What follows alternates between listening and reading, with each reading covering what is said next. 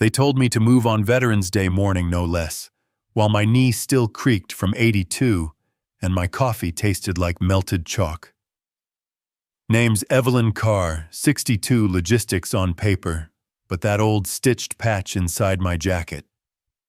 Let's just say it wasn't standard issue. Ever been mistaken for someone ordinary? Until the wrong person takes a second look, Evelyn Carr stretched by the tarmac just before sunrise, unaware that a simple shift in her jacket would stir a base-wide response. The cold November air nipped gently at her cheeks as she raised her arms skyward, joints popping in quiet protest. The horizon was still soft with indigo shadows, only the faintest thread of gold announcing the coming sun. Around her, Rose Lake Base was barely stirring.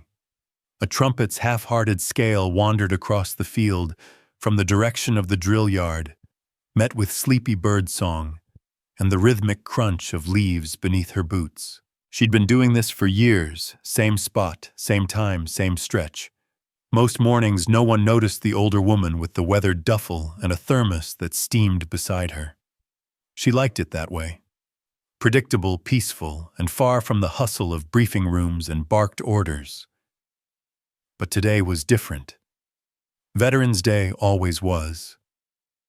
From the corner near the flight line, Corporal Levi Huxley sauntered with a paper cup of bad coffee flanked by two fellow recruits. Their uniforms were too crisp, their laughter too loud for the hour. He spotted Evelyn and smirked. "Look at that," he muttered, tipping his chin toward her. "Early bird's already doing yoga. Probably thinks she's still got something to prove." One of the others chuckled, not unkindly. "You know who that is? No clue. Admin may be one of those retired desk folks who never really left." They watched as Evelyn leaned forward, fingertips brushing the damp edge of the tarmac. Her jacket, navy blue and faded from the years, shifted slightly. Just enough for the silver-black emblem stitched inside to catch the early light. It was small, elegant, and unmistakable. Levi squinted. "What the hell is that, a biker patch?" He laughed loud enough that Evelyn's eyes flicked over once impassive. She said nothing and returned to her stretch. Levi shrugged, tossing the rest of his coffee into a nearby bin. From the opposite direction, Major General Lambert approached, arms full of briefing folders, his gait deliberate despite the morning chill. He had passed Evelyn on a few mornings before, always with a nod, nothing more. Today, though, he caught the glint under her jacket. He stopped mid-stride. His eyes widened. The folders in his arms slipped and scattered across the tarmac, but he didn't bend to retrieve them. Instead, he stood tall and sharp, spine like steel, and snapped a salute. The sound startled everyone nearby. Levi blinked. "Wait, is he—" Lambert's eyes never left Evelyn. She straightened calmly, rolled her shoulders once, and without acknowledging the salute, turned and walked away, cool, composed, leaving behind the rustle of her steps and the fading scent of black coffee and morning dew. One of the young recruits finally exhaled. What just happened? Levi didn't answer. Neither did Lambert. The silence hung heavily, as if time itself had stuttered. Across the grounds, a security officer broke into a jog phone in hand. Another recruit tried to raise a camera only to have it gently but firmly taken by a passing sergeant. Within minutes, base security began moving quietly but deliberately. Checkpoints flickered to red, voices lowered, phones were collected, protocols whispered, and still no one could answer the simplest question. "Who is she?" a recruit whispered. Evelyn disappears behind the main building as lockdown begins. Inside a cold debriefing room, Evelyn sits calmly as her past resurfaces with unexpected force. The room hummed with the faint buzz of overhead fluorescent lights. Its walls were bare, painted in an off-white so indifferent it might have been intentional. A table, metal and dented near the edge, stood as the only furniture aside from two folding chairs. One was occupied. Evelyn Carr sat without handcuffs, her posture relaxed, hands folded on the table like she'd been waiting for someone to pour her coffee. The door opened. General Lambert entered alone, face unreadable. His eyes flicked once toward the patch that now stood quietly in front of Evelyn on the table, folded from her jacket, with precision placed like a relic at the center of attention. He remained standing. No one on this base was ever meant to see that insignia again. She tilted her head slightly, not quite smiling, and yet they did. Phantom echo. He breathed the words like they were sacrilegious. They told us it was burned.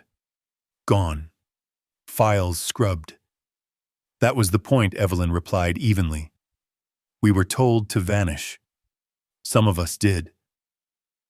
Lambert lowered himself slowly into the chair across from her, his hands trembling just slightly as they rested on his knees. Why now? Why here? She didn't answer right away.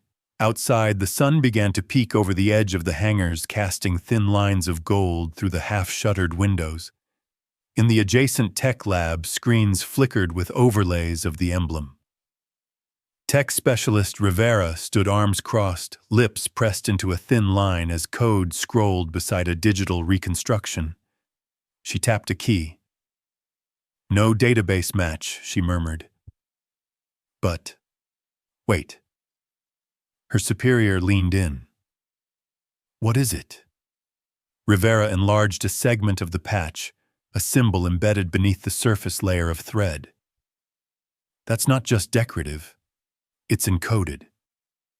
We're talking field rescue microprint, sir. He raised a brow. Impossible. It's not. That sequence. It was used in a mission listed only in analog field logs, Vietnam-era protocols. This is hand-transmitted logic, sir. No digital traces. Back in the holding room, Lambert removed a faded photo from his breast pocket. He set it beside the patch.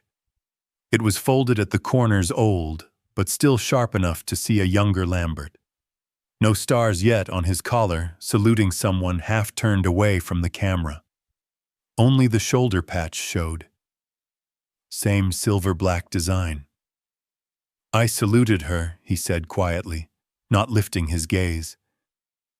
That day in '78, she saved 2 of my men and disappeared. Evelyn's eyes softened. That wasn't me. He looked up. It was Sergeant Lennox.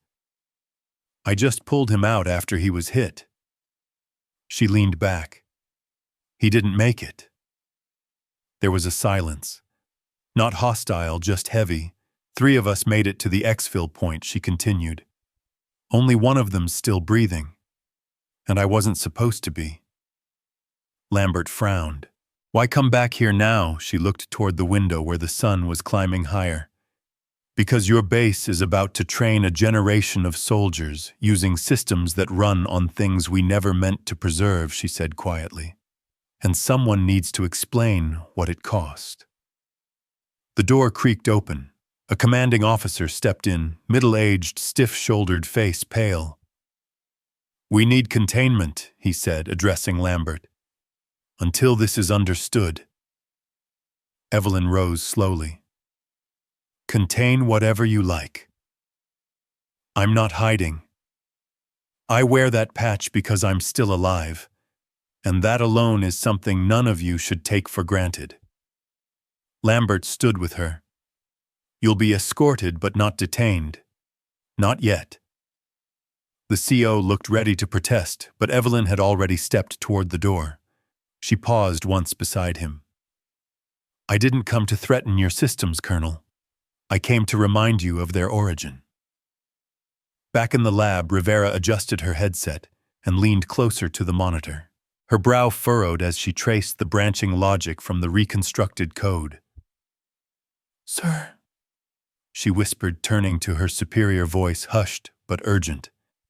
The simulator logic we're using now, some of it, comes from this.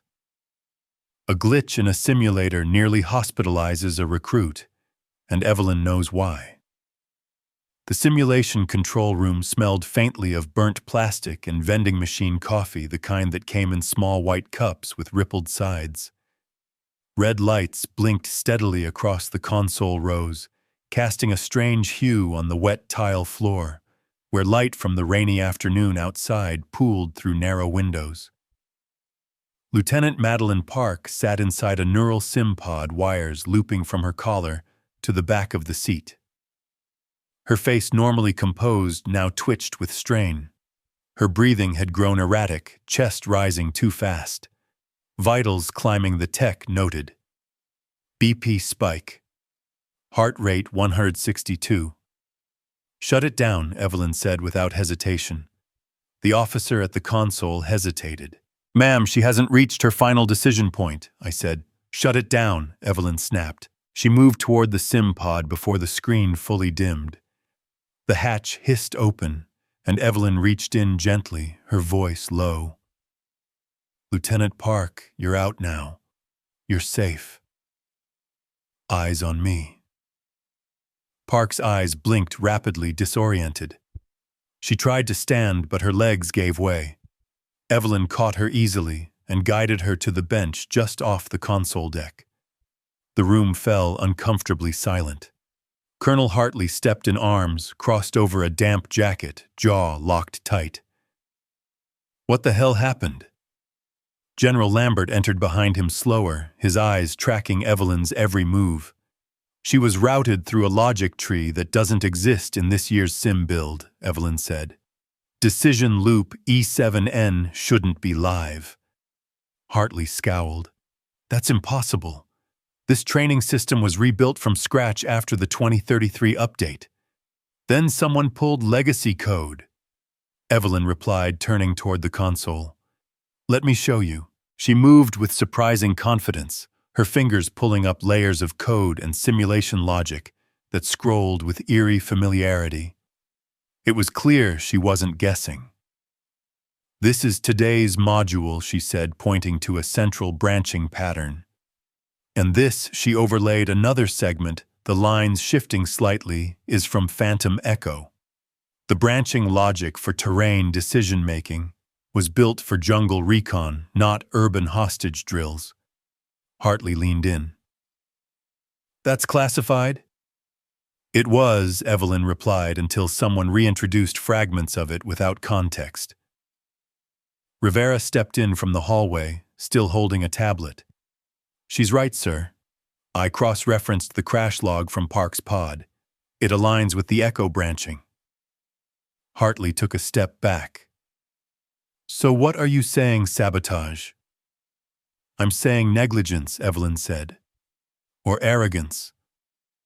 Someone lifted this code without understanding its limitations. Park stirred slightly on the bench, sipping water Rivera had handed her. It was like...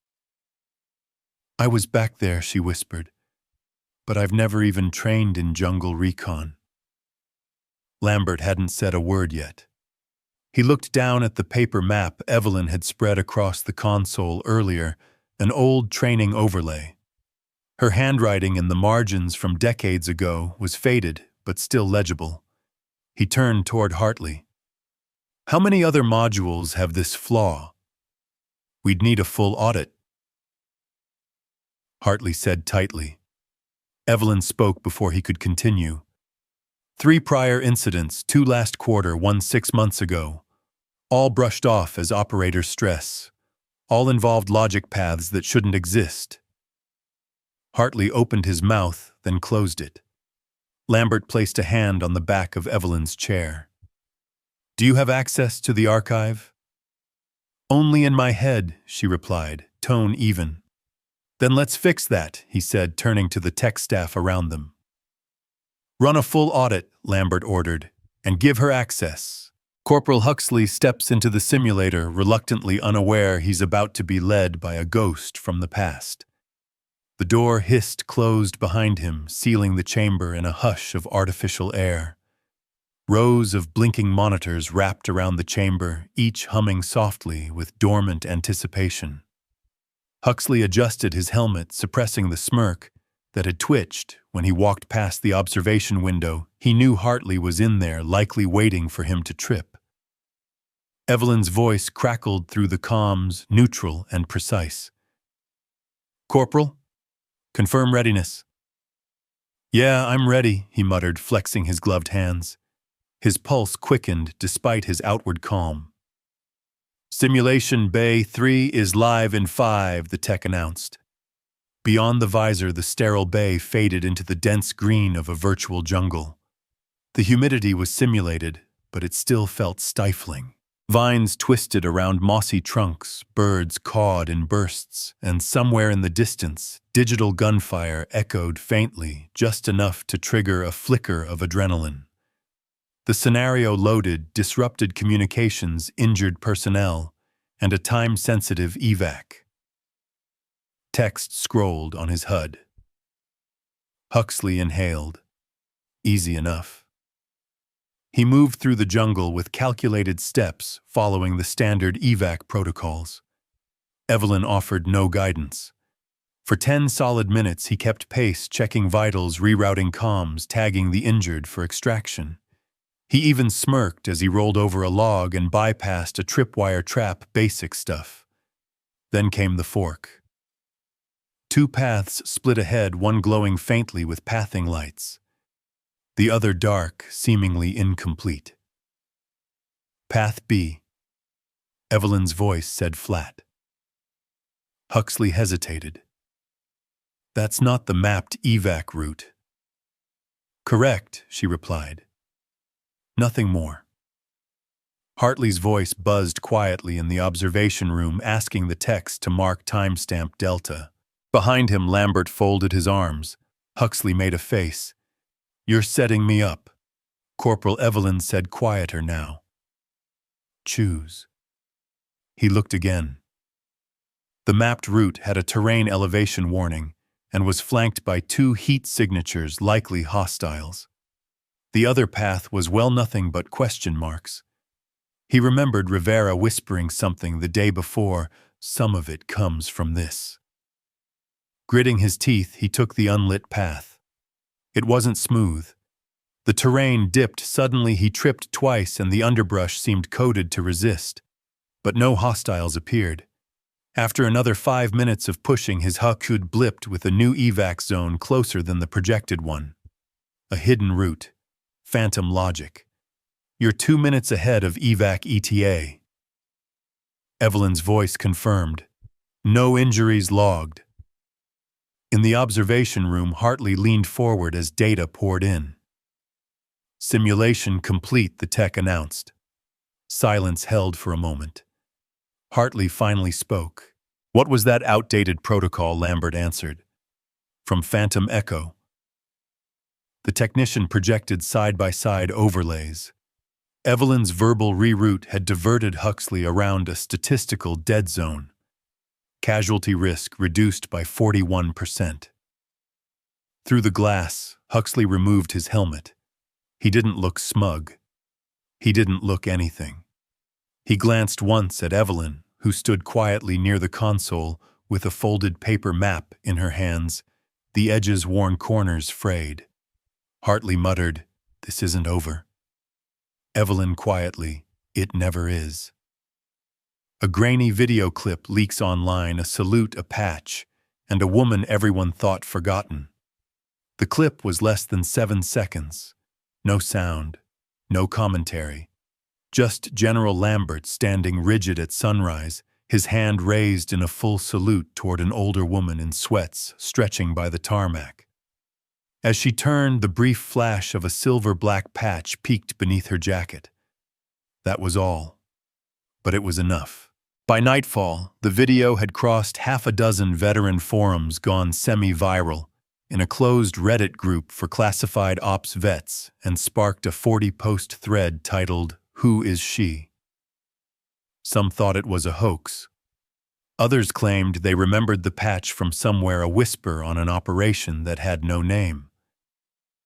At Rose Lake, Evelyn sat across from tech specialist Rivera in the base's underlit media room. She was still in uniform, though hers bore no decorations, just the lines on her face and a weariness that no amount of dim lighting could soften. "It wasn't supposed to get out," Rivera said, scrolling through user comments on her secure tablet. "Someone broke the no-phone protocol." Evelyn's voice was calm. "That was always a fantasy. Cameras are everywhere now." Across the base near the front gate, the cafe was unusually full for a mid-November evening. The chill had driven people inside, soldiers, retirees, even a pair of visiting high school ROTC cadets. The television over the counter ran muted, but the screen played that same clip on loop. A few older veterans watched without comment. One reached up and slowly turned up the volume. At a nearby booth, Madeline Park sat nursing a cup of tea, her right hand trembling just slightly. She had volunteered for this. She waited for the media affairs officer, an efficient woman in her 40s, who finally approached. "You sure you're ready for this?" the officer asked. Madeline nodded. "She didn't just save me in that simulation. She kept me from panicking." That should matter. Back at headquarters, the internal pressure had mounted. General Lambert was preparing a formal statement to the Oversight Board. Every word mattered. Across his desk, Colonel Hartley sat stiffly watching as Lambert tapped out lines and then deleted them. "We need to be careful," Hartley said. Lambert looked up. "About what? The truth. There's classified overlap. This could open a whole can." "She didn't leak the clip," Lambert cut in. "And she certainly didn't ask for attention." Hartley didn't respond. But that night, a partially redacted memo was leaked anonymously, one that questioned Evelyn's psychological fitness and implied that her mission history might have been fabricated. Rivera saw it first. "Sir, this came from a private IP routed through the base network. It's an internal doc." Lambert frowned, then exhaled slowly. "They're trying to bury her all over again." Evelyn was summoned to a closed-door inquiry. No cameras, no recording. Just a few chairs in a plain room, one flickering ceiling light, and a panel of men and women in muted uniforms. She didn't come with a lawyer. She came with a folded paper map and a memory that had never left her. They asked about the patch, about Phantom Echo, about the decision to intervene in the simulation, about the salute. She answered every question calmly. When they asked why she kept wearing a symbol of a mission that had been wiped from the books, she looked up clear-eyed. "I didn't survive to stay silent," she said. There were no claps, no nods, just scribbles of pens on notepads. Later that night, back in her quarters, Evelyn powered on her old laptop, which had been untouched since her arrival. It booted slower than the new base terminals. She sipped weak coffee from a chipped ceramic mug and waited. An encrypted email popped into her inbox. No sender. Just a subject line for EC only. She opened it. Inside was a single sentence: "You were right. They're copying your code. Veterans Day ceremony begins. The air is crisp. The patch is no longer hidden." The first brass note rang sharp against the morning sky, cutting through a hush so profound it might have been mistaken for reverence. Evelyn stood at the front of the formation, chin-high breath, visible in the chill air. The sky was cloudless, the kind of cool blue that only came once the leaves had finished falling, and the earth lay waiting for winter's hush. Her jacket was unzipped halfway.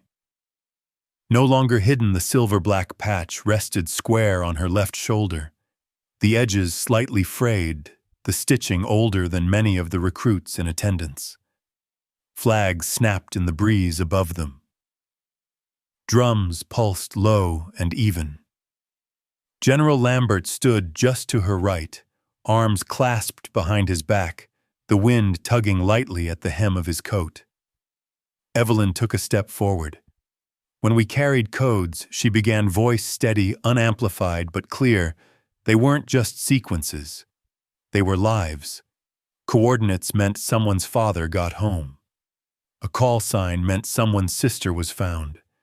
What we carried stayed with us, not because of pride, but because we knew what it cost. The silence that followed wasn't empty. It was weighted. Lambert nodded subtly, and Corporal Huxley emerged from the line. He walked with purpose now, not swagger. No longer just a recruit, but someone who had looked behind the curtain. In his hand, a small case. "I had this made," he said softly, then louder for all to hear. "A duplicate, based on the old specs. I thought maybe you'd want it clean. But I realize now, the wear matters." He handed her the box. She opened it, another patch near identical. Huxley then reached into his own breast pocket and revealed a second version, this one edged in red. He pinned it to his own uniform just below the name tape. Evelyn said nothing, but her eyes lingered on his for a breath longer than expected. From the observation platform, Lambert stepped up to the mic. "Starting this winter, the Phantom Echo logic tree will be the foundation of our new SIM modules. Integrity isn't in the past, it's in the design. And it's time we remembered that." Applause broke out slowly, then built. Not the rowdy kind, but something deeper. Even Hartley, arms crossed in the back, gave a single nod before turning away. As the ceremony concluded, the crowd dispersed into small clusters. Recruits wandered toward Evelyn, hesitant at first, then more confidently forming a line. Some wanted to shake her hand. Others just said thank you and walked away. By the time the sun had risen a hand's breadth above the horizon, the crowd had thinned. Evelyn sipped lukewarm coffee from a thermos Rivera had brought her. She didn't say much. Late in the afternoon, after the bunting had been folded and the flags rolled up, Evelyn walked the edge of the runway alone, or almost. Huxley fell into step beside her without a word. Then Madeline Park. Then Rivera. They didn't talk, just walked. When she returned to her quarters, a cream envelope sat waiting on the desk. Handwritten. No return address. She opened it slowly. "You did it. But this was just the first base. Others need this too. Will you come?" The runway was quiet again, but something had changed this time. She wasn't walking alone. What began as a misunderstanding had become a mirror, showing everyone how easily judgment can blur the truth. Kindness, even when unnoticed, has a way of echoing back louder than we expect, just like a patch quietly sewn onto a shoulder. And maybe, just maybe, there's someone near you today whose story hasn't yet been told. If this story stirred something in you, consider passing that warmth along. It travels farther than you think.